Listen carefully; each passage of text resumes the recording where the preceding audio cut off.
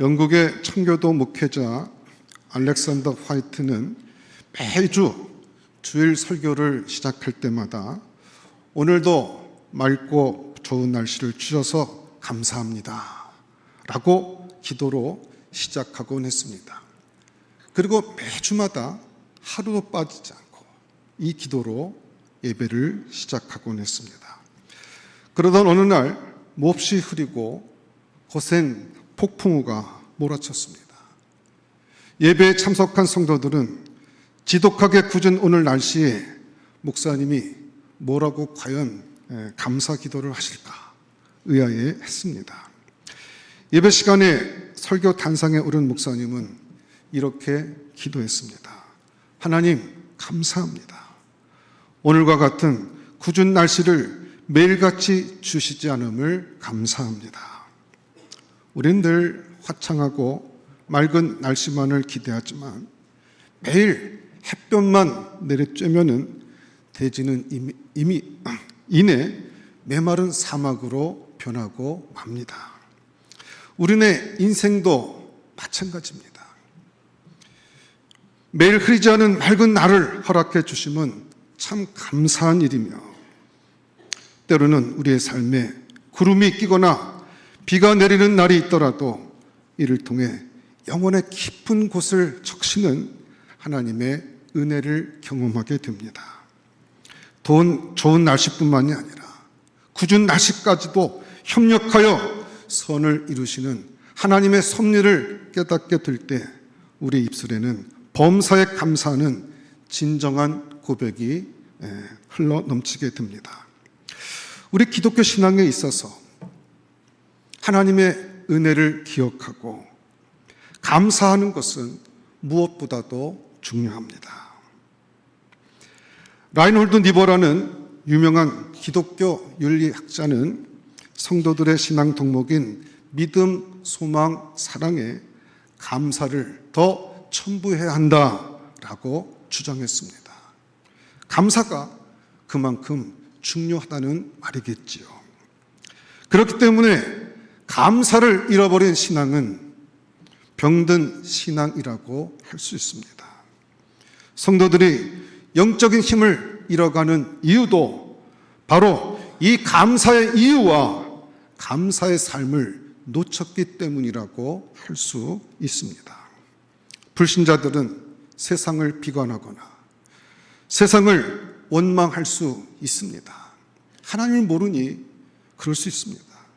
그러나 하나님의 자녀의 성도들은 어떤 경우에라도 감사할 수 있는 사람들입니다. 하나님을 믿기 때문입니다.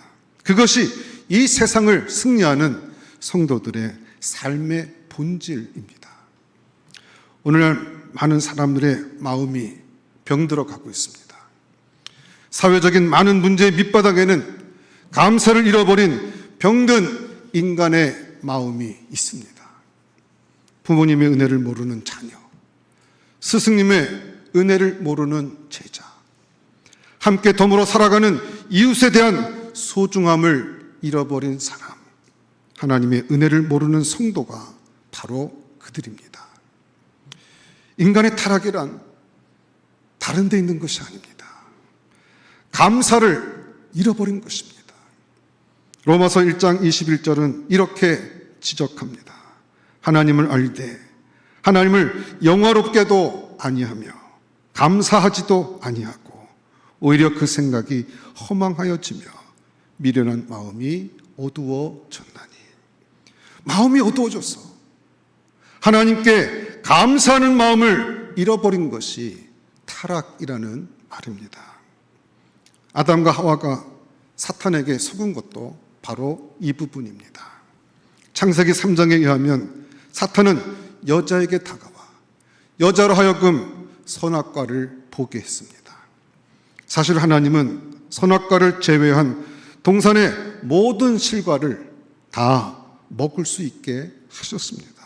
그런데 사탄은 동산의 모든 실과, 먹도록 허락된 실과들이 아니라 바로 먹지 말라고 금지한 선악을 알게 하는 나무의 실과만을 보게 했다는 사실을 알아야 합니다.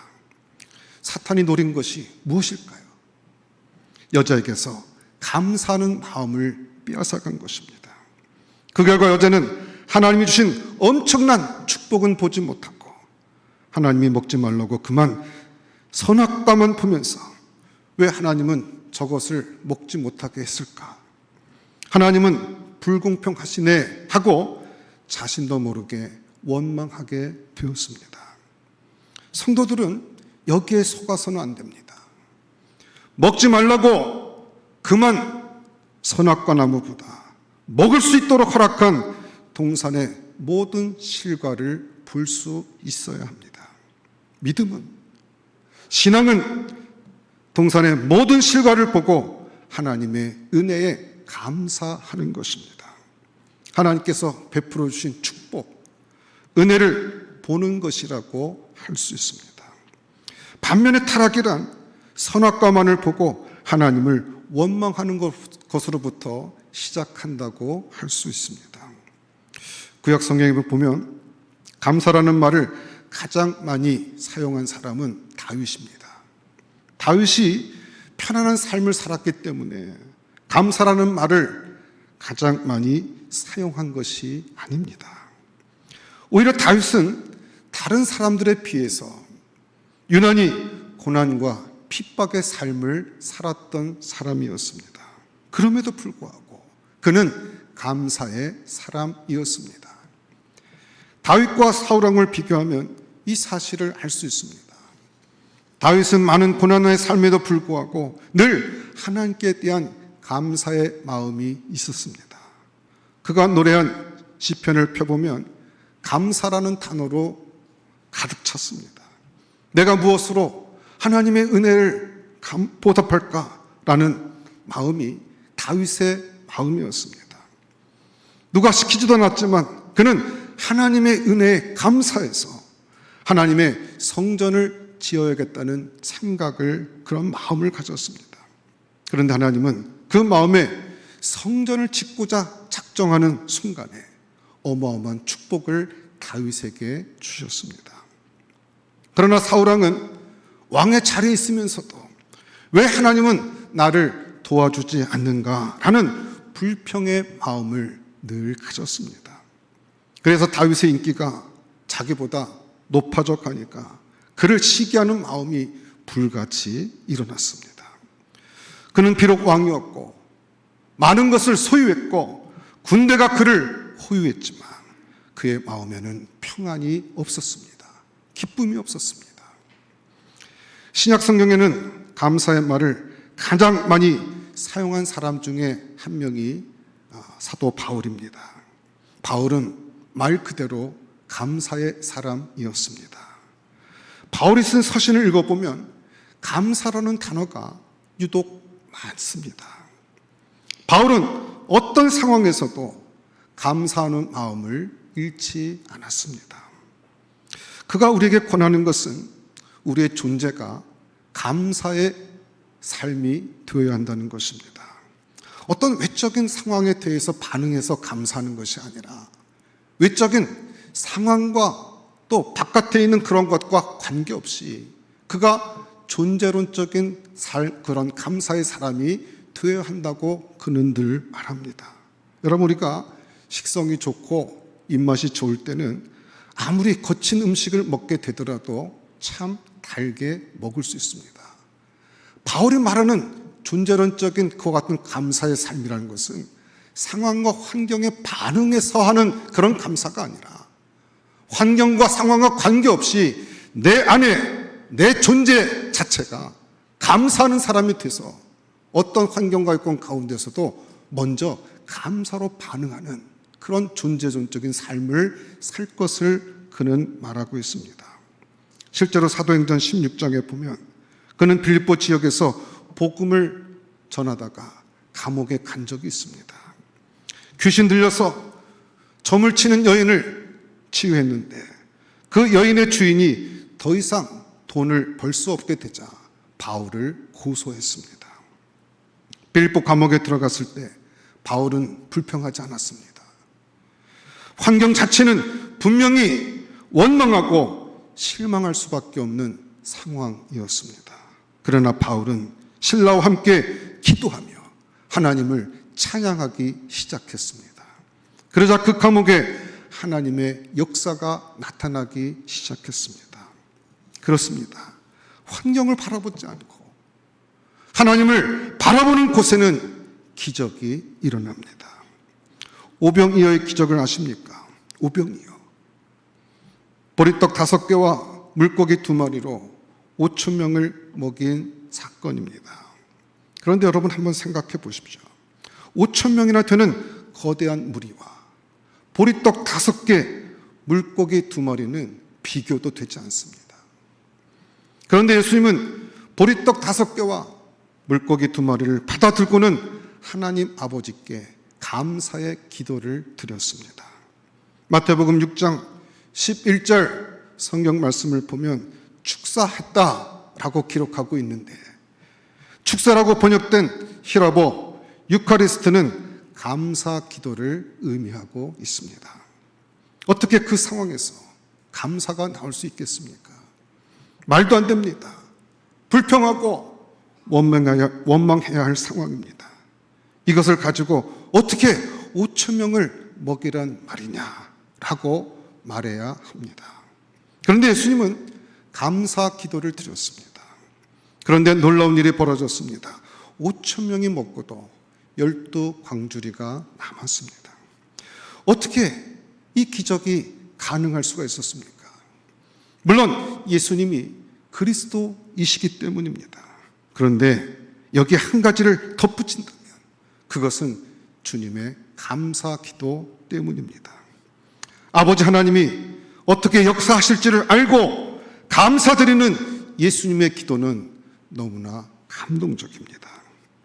여러분, 좋은 환경에서는 누구나 감사할 수 있습니다.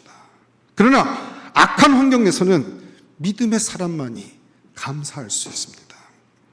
사람들이 감사를 잃어가는 중요한 이유 중에 하나는 눈앞에 펼쳐지는 현실만, 현재의 환경만을 쳐다보기 때문입니다.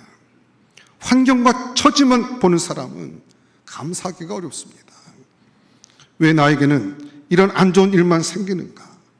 도대체 하나님은 어디 계십니까? 환경만 쳐다보면 결국 이렇게 원망과 불평을 하게 됩니다. 그러나 우리 그리스도인들은 환경을 보는 자들이 아닙니다. 어려운 환경 너머에 우뚝 서 계시는 하나님을 보는 것입니다. 그것이 믿음입니다. 여러분, 우리는 환경에 속아서는 안 됩니다. 환경이 우리 인생을 좌우하는 것이 아닙니다. 오히려 믿음이 우리의 환경을 바꿀 수 있습니다. 그렇기 때문에 우리는 환경을 탓할 것이 아니라 그 배후에 역사하시는 하나님께 시선을 두고 그 하나님을 바라보아야 하는 것입니다. 우리는 오늘 본문 말씀에서 감사가 우리가 믿음의 삶을 살게 될 때 얼마나 중요한지를 배울 수 있습니다. 본문에 보면 예수님께서 사마리아와 갈릴리 사이를 지나 예루살렘으로 올라가시다가 한 마을에 이르게 되었을 때 나병 환자 10명이 예수님을 멀리서 보고는 소리 높여서 부르짖었습니다. 예수 선생님이여, 우리를 불쌍히 여기소서. 당시 나병 환자는 하나님께 저주받은 자로 이해되었습니다. 그래서 그들은 혐오의 대상이었고 사회에서 격리된 생활을 해야 했습니다. 그러므로 이들이 우리를 불쌍히 여기소서라고 간구하는 것은 정말 처절한 것이라고 할 수 있습니다. 이때 주님께서는 이들을 불쌍히 여기셔서 놀라운 말씀을 하셨습니다. 가서 제사장들에게 너희 몸을 보이라. 당시 나병 환자를 진단하고 돌보며 예방하는 책임을 가진 사람이 제사장이었습니다. 이 병이 치유되었을 때는 제사장이 우슬초와 함께 짐승의 피를 찍어 나병 환자에게 뿌려 정결 의식을 행하고 속건제와 속죄제를 드려야 했습니다. 그러므로 예수님께서 나병 환자들에게 가서 제사장들에게 너희 몸을 보이라, 그 말씀은 치유를 선언하는 말씀이었습니다. 나병 환자들은 예수님의 이 말씀을 듣고 제사장에게 갑니다. 사실 이들의 행위는 대단한 믿음의 행위입니다. 아직 병이 낫지도 않았는데 예수님의 말씀, 그것을 그대로 믿고 그 말씀대로 순종했다는 것입니다. 이것은 이들이 가진 병에서 낫고자 하는 그들의 열망이 얼마나 대단하며 예수님의 말씀을 또 얼마나 신뢰했는지를 잘 보여주고 있습니다. 그들은 순종하다가 놀라운 기적을 체험한 것입니다. 성경은 그들이 가다가 깨끗함을 받은지라 라고 말씀하고 있습니다. 여러분, 순종은 언제나 기적을 가져옵니다. 순종함을 통해서 10명의 나병 환자들이 다 나음을 받았습니다. 그런데 본문 15절 16절에 보면 다 같이 나음을 받았지만 한 사람만이 자기가 나은 것을 보고 큰 소리로 하나님께 영광을 돌리며 돌아와 예수의 발 아래 엎드려 감사했다고 기록하고 있습니다. 치유받은 사람은 분명히 10명 전부 다입니다. 그런데 그 중에 한 사람만이 주님께 돌아와서 감사했다는 것입니다. 그것도 돌아와서 감사드린 사람이 바로 사마리아 사람이라고 성경은 말하고 있습니다. 주님은 이 사실이 참 안타까웠습니다. 그래서 주님은 탄식하셨습니다. 17절 말씀 우리 같이 한번 읽어보도록 하겠습니다. 우리 본문 17절 같이 한번 큰 소리로 합독해서 읽어보겠습니다. 시작. 예수께서 대답하여 이르시되 10사람이 다 깨끗함을 받지 아니하였느냐? 그 9은 어디 있느냐? 주님은 지금 다 고침을 받지 않았느냐? 그런데 나머지 9은 어디 있느냐라고 묻고 있습니다. 분명히 주님께서는 고침받은 사람들이 주님께 돌아와 감사하기를 원했던 것 같습니다. 그런데 돌아와서 감사한 사람은 사마리아 사람 한 사람뿐이었습니다. 예수님께서는 이 사실을 안타까워하셨습니다. 그래서 고침은 받았지만 감사할 줄 모르는 9명은 어디에 있냐고 지금 묻고 계신 것입니다. 그렇습니다. 주님은 정말로 감사하는 사람을 지금도 찾고 계십니다. 지금 이 시간에 우리가 주 앞에 예배를 드리고 있지만 지금 이 순간에도 하나님께 예배드리는 모든 심령들 가운데 그 마음 중심에 하나님께 감사하는 자를 주님은 지금도 찾고 있는 것입니다. 특별히 오늘 본문은 돌아와서 예수님께 감사한 사람이 사마리아 사람인 것을 일부러 밝히고 있습니다. 감사하지 않은 유대인과 감사드린 사마리아 사람을 비교하면서 성경은 마치 이렇게 말씀하시는 것 같습니다. 하나님의 사랑을 가장 많이 받은 유대인들이 오히려 감사하지 않는구나. 고침을 받고 돌아와 감사하는 사마리아 사람을 보라. 구원받고 하나님의 백성이라고 말하는 너희들이 어떻게 이방인들보다 더 감사할 줄을 모르냐. 그래서 주님은 안타까운 마음으로 18절에서 이렇게 탄식하셨습니다. 이 이방인 외에는 하나님께 영광을 돌리러 온 자가 없느냐. 그러므로 우리는 오늘 본문에서 몇 가지 중요한 사실을 알 수 있습니다. 첫 번째, 예수님께서는 감사하는 사람을 찾고 있다는 사실을 우리는 알아야 합니다. 오늘 본문은 감사할 줄 모른 채 흩어진 9명과 주님께 나와서 감사할 줄 알았던 한 명을 비교하고 있습니다. 여러분 보십시오. 누구든지 예수를 믿으면 구원받습니다. 기도할 때 하나님의 응답도 받을 수 있습니다. 병도 나을 수 있고 문제도 해결받을 수 있습니다. 물론 이런 것들도 다 중요합니다. 그러나 이런 것들보다 훨씬 더 중요한 것이 있습니다. 바로 주님께 돌아와 감사하는 것입니다. 주님이 원하는 것은 단순히 기도의 응답을 받고 기적을 체험하는 것이 아니라 주님께로 돌아와 그분께 감사하고 그분과 더불어 교제하는 것입니다. 그렇기 때문에 병만 고치고 자기 갈 길을 간 9명을 보면서 주님은 안타까워 하신 것입니다. 오늘 우리는 주님의 탄식의 소리를 들을 수 있어야 합니다. 그 9은 어디 있느냐? 어떤 글에 보니까 그 9의 변명이라고 하는 작가 미상의 글이 있었습니다. 그 내용은 한번 우리가 생각해 볼 만한 내용을 담고 있습니다. 9명 중에 첫째 사람은 나병이 낫자 이게 나은 것 같긴 한데 이게 정말 나았는지 한번 의사에게 가서 정밀 검사를 해봐야겠다라고 하면서 의사를 찾아갔습니다. 아주 의심이 많은 사람이죠. 두 번째 사람은 혹시 이 나병이 재발할지도 몰라. 며칠 더 두고 봐야겠어 라고 말하고는 그냥 집으로 돌아갔습니다. 신중론자입니다. 세 번째 사람은 혹시 내 병은 본래 나병이 아니라 좀 특이한 피부병 정도였던 게 아니었을까?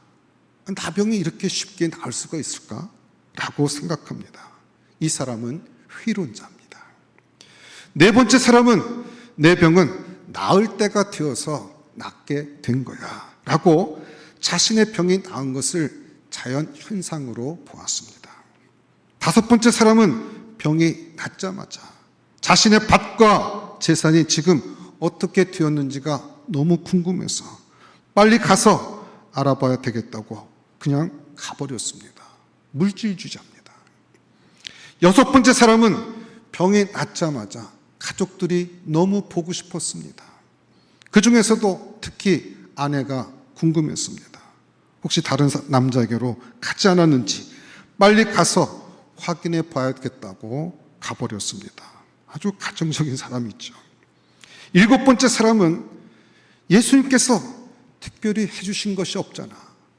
뭐 안수를 해주신 것도 아니고 어루만져 준 것도 아니고 안차를 해주신 것도 아니고 뭐 그렇다고 해서 약을 주신 것도 아니고 그저 가서 보여라 한 말씀밖에 없는데 굳이 예수님을 찾아갈 필요가 없잖아 라고 생각했습니다. 은혜를 모르는 사람이었습니다.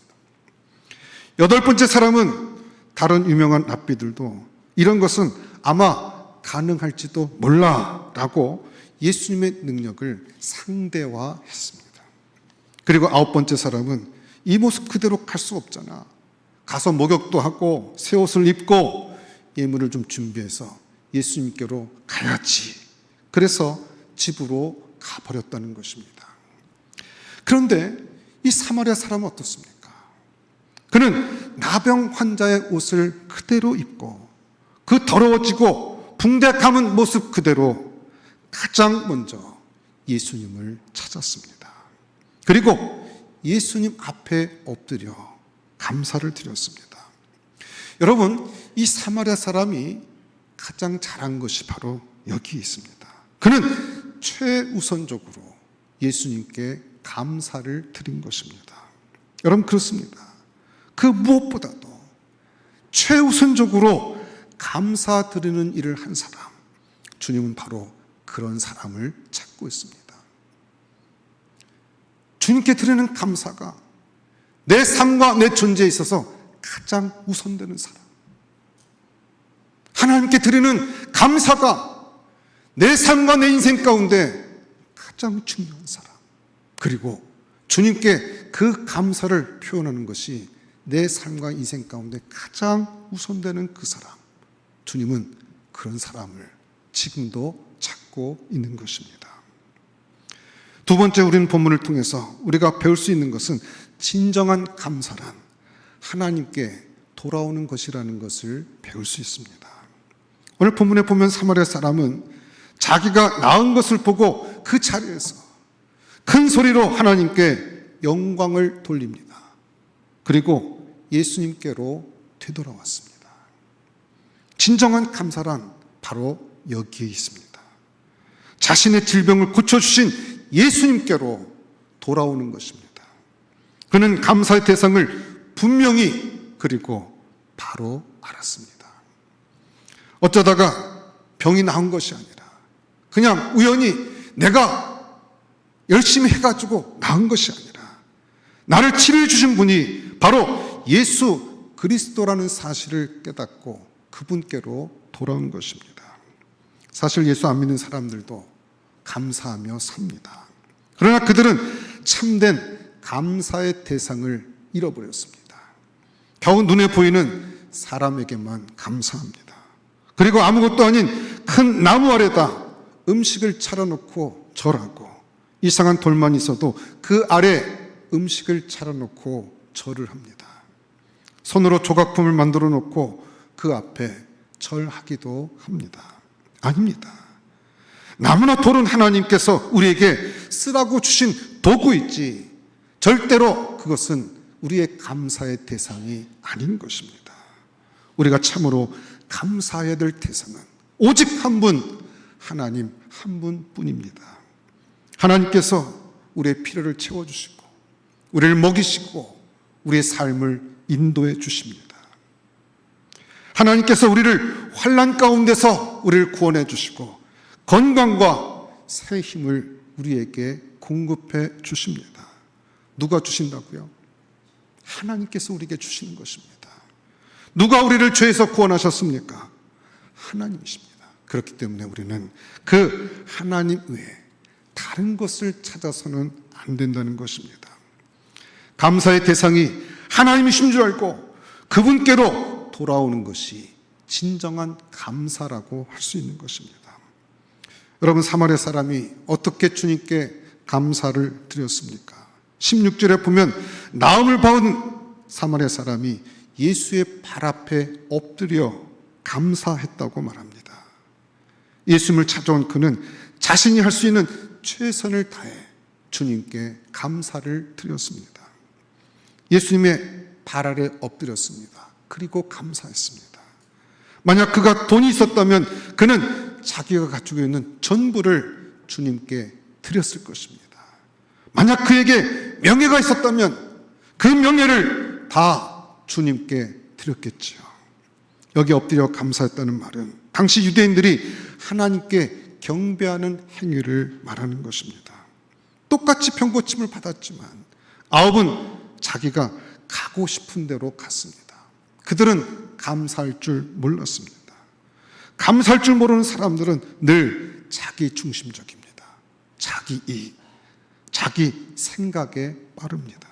그렇기 때문에 감사가 없는 사람은 진정한 예배를 드릴 수 없습니다. 그런데 이 사마리아 사람을 보십시오. 그는 나은 것을 보고 즉시 큰 소리로 하나님께 영광을 돌렸고 주님께 돌아와 엎드려 감사했습니다. 그렇기 때문에 감사할 줄 아는 사람이 온전한 예배를 하나님께 드릴 수 있는 것입니다. 여러분들은 이 감사절에 참으로 하나님의 은혜에 감사하고 있습니까? 주님 앞에 엎드려 경배한 사마리아 사람처럼 참된 예배, 참된 헌신, 참된 찬양이 우리 가운데서 흘러나와야 할 것입니다. 그와 같은 내 안에 있는 그 감사가 주 앞에 표현되어질 때 우리는 하나님께 온전한 예배를 드릴 수 있는 것입니다. 세 번째, 우리는 주님께서 감사드리는 사마리아 사람을 기뻐하시고 그에게 놀라운 축복을 허락하신 것을 보게 됩니다. 여러분, 하나님은 감사하는 사람들을 축복하십니다. 자, 우리 19절 말씀 한번 같이 읽어보겠습니다. 19절 우리 다 같이 한 목소리로 합독해서 읽겠습니다. 시작. 그에게 이르시되 일어나 가라, 내 믿음이 너를 구원하였느니라 하시더라. 여러분 보십시오. 사마리아 사람은 육체의 질병을 치유받은 것만이 아니라 영혼의 구원이라고 하는 놀라운 축복도 받았습니다. 여러분 보세요. 9명의 사람들은 그들의 육체는 구원받았지만 그들의 영혼은 구원받지 못했습니다. 육체의 질병이 남는 것도 중요하지만 그 영혼이 영영한 지옥의 형벌에서 구원받는 것은 무엇보다도 더 중요한 것입니다. 그러나 그 9명은 이 축복을 잃어버렸습니다. 여러분, 그렇습니다. 하나님께 감사하는 자만이 하나님의 진정한 축복을 누릴 수 있습니다. 영혼의 기쁨과 만족과 행복은 감사하는 자에게 주어주는 하나님의 은혜인 것입니다. 어떤 유대 어머니가 별로 배운 바 없는 좀 무식한 어머니였습니다만 자식을 훌륭하게 키워서 상을 받게 되었습니다. 그 비결이 무엇이냐고 묻는 사람들에게 그 어머니는 자신은 자녀들에게 늘 딱 3가지만 가르쳤다고 말했습니다. 첫째는 모든 일에 감사하라. 작은 일이나 큰 일이나 감사하는 사람이 되어라. 그저 감사하라. 항상 감사하라. 두 번째는 원망하는 사람과는 놀지 말아라. 어떤 사람이 뭐가 어쩌고 원망하거든 다시는 그 사람을 만나지 말라. 원망은 전이 된다. 원망하는 사람과는 사귀지 말라. 그리고 세 번째가 감사하는 사람과 친하라. 그리고 감사하는 사람과 함께하라. 이 3마디로 그 어머니는 훌륭하고 유명한 자녀를 양육할 수 있었다고 합니다. 여러분, 그렇습니다. 감사와 불평은 똑같이 땅속에 묻혀 있습니다. 그런데 어떤 사람은 감사를 캐내고 어떤 사람은 불평을 캐냅니다. 그것은 마치 금광에서 하루 종일 금을 캐는 사람도 있고 쓸모없는 돌멩이를 캐는 사람이 있는 것과 같습니다. 그러므로 우리는 감사라는 보화를 캐내낼 수 있어야 합니다. 누가 그 9명입니까? 누가 주님께 돌아와서 감사하는 사마리아인입니까? 오늘 이 감사의 계절에 감사의 신앙을 회복하고 감사를 통해서 하나님을 영화롭게 하며 감사하는 자에게 주시는 하나님의 그 놀라운 은혜와 축복이 여러분의 삶 가운데 흘러넘치는, 또 그것을 받아 누리며 살아가는 우리 베드로 전가족 되기를 주의 이름으로 축원합니다. 기도하겠습니다. 하나님, 감사합니다. 지난 반년 동안 주께서 함께 하신 주의 은혜에 감사하여 맥주 감사 주일로 주 앞에 지키며 주 앞에 감사함으로 나올 수 있도록 은혜 주심을 감사합니다. 감사가 끊이지 않게 하시고 감사의 대상을 바로 알고 그 하나님께 온전히 감사함을 통해서 감사하는 자들에게 주시는 하나님의 놀라운 은혜와 축복을 누리며 살아갈 수 있는 베델의 전가족 되게 하여 주시옵소서. 예수 그리스도를 믿는 이 기쁨과 감격이 우리 안에 큰 감사로 주 앞에 고백되어지고 감사를 통해서 더 큰 감사거리가 넘쳐나는 삶을 살아가는 믿음의 종들 다 될 수 있도록 주님 붙잡아 주시옵소서.